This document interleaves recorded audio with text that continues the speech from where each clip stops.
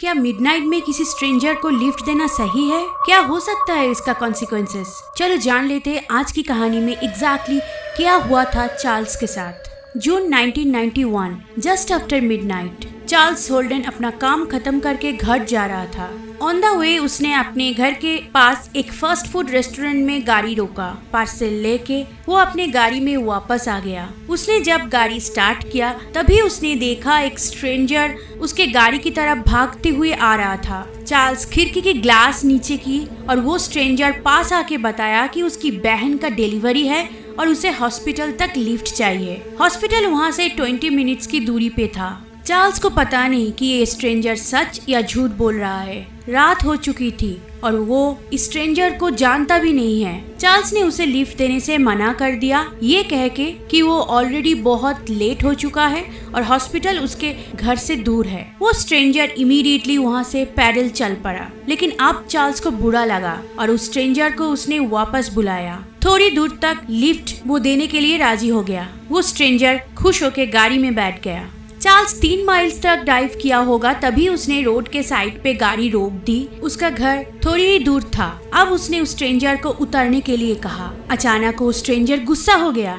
अपने पॉकेट में वो कुछ चाकू या हथियार ढूंढने लगा और चार्ल्स से कहा कि उसे कार की और वॉलेट देने के लिए, otherwise he will kill him. Charles को पहले ही ये स्ट्रेंजर कुछ ठीक नहीं लग रहा था, इसलिए उसने लिफ्ट देने से मना भी किया था। चार्ल्स ने इमीडिएटली गाड़ी का चाबी निकाला और गाड़ी से उतर के रास्ते पे भागने लगा। सामने ही एक दुकान जो उस टाइम खुला था। चार्ल्स उसी दुकान की तरफ भागने लगा था ताकि उसे कोई मदद करे। भागते भागते उसने पीछे मुड़ के देखा तो वो स्ट्रेंजर भी गाड़ी से उतर के एक स्क्रू ड्राइवर लेके चार्ल्स की तरफ तेजी से भाग रहा था। वो स्ट्रेंजर काफी तेज था तो चार्ल्स को लगा वो दुकान तक नहीं पहुंच पाएगा और ये स्ट्रेंजर उसे पकड़ लेगा। चार्ल्स रुक गया और अपना हाथ ऊपर करके कहा कि वो उसे लिफ्ट देगा और अपना वॉलेट और गाड़ी की चाबी भी दे देगा। वो स्ट्रेंजर खुश हो गया और चार्ल्स के पीठ पर वो स्क्रू ड्राइवर पोक करते हुए उसे गाड़ी के पास ले गया। चार्ल्स ड्राइवर सीट पे बैठ गया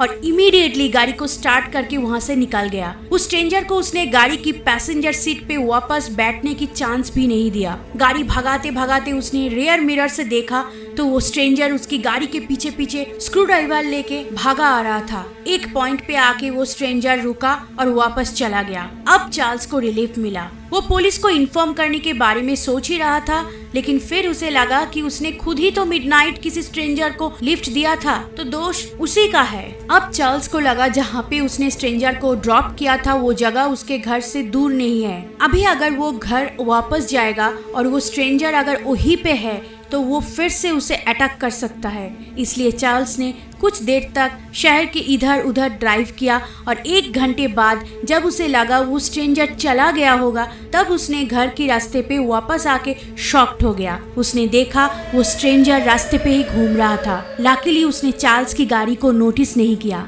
चार्ल्स इमीडिएटली वहाँ से रिवर्स लेके भाग गया और उसे लगा अब उसे पुलिस को इन्फॉर्म करना चाहिए। वो आदमी शायद उसी के लिए वेट कर रहा है, उसी को टारगेट किया होगा। इमरजेंसी नंबर पे कॉल करके चार्ल्स सब कुछ बताए। कुछ ही मिनट के अंदर एक ऑफिसर उस पे फोन के पास आ गया जहाँ चार्ल्स इंतजार कर रहा था।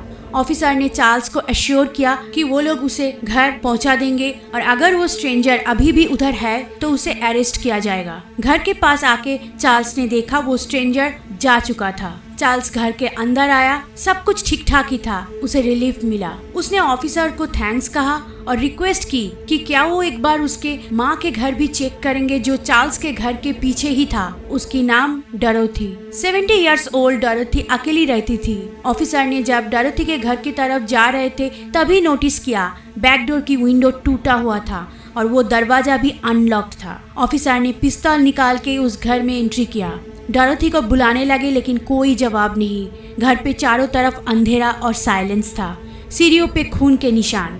उसी को फॉलो करते करते वो बेडरूम में गए जहाँ डरोथी बिस्तर के ऊपर पड़ी हुई थी। उन्हें स्टैब किया गया था। चार्ल्स जब बच के निकल गया वो स्ट्रेंजर जिसका नाम था गिलबर्ट कैनन घर ढूंढ रहा था कुछ देर सोने के लिए। जिस घर को उसने सिलेक्ट किया वो कोइंसिडेंटली चार्ल्स के माँ का घर था। गिलबर्ट ने बैक डोर तोड़ के घर में एंट्री किया और जब डोरोथी जाग गए उसे स्क्रू ड्राइवर से अटैक किया। बाद में गिलबार्ट ने पुलिस को बताया कि चार्ल्स भी एक रैंडम टारगेट था। फास्ट फूड रेस्टोरेंट में उसे देख के गिलबार्ट को लगा कि उसे इजीली रॉब किया जा सकता है, लेकिन वो अटेम्प्ट फेल हो जाने के बाद गिलबार्ट ने सोने के लिए घर ढूंढना शुरू किया। उसने डोरोथी का घर चूज किया, लेकिन उसे कोई आइडिया नहीं था कि ये चार्ल्स की माँ का घर है। ये एक हॉरिबल कोइंसिडेंस था। गिलबार्ट को लाइफ सेंटेंस मिली without the possibility of payroll.